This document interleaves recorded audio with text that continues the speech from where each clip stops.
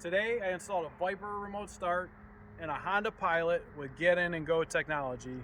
This is from Viper. To use this, we're going to hit our lock button 3 times. About an 8-second delay. The vehicle is going to start. This vehicle will run for 20 minutes and shut off if you don't come up to the car. When you're ready to drive the car and do the get in and go, this is how you do it. When you come up to the car, go ahead and hit your unlock. Let's hop in. Notice the vehicle is still running. Here we are, a nice warm car. Once you hop in, you're going to go ahead and just close the door like normal. The radio is off. The gauges are on. When I hit the brake, you'll notice the gauges or the climate controls recycle and the radio comes on. Once your radio is on, you're ready to drive.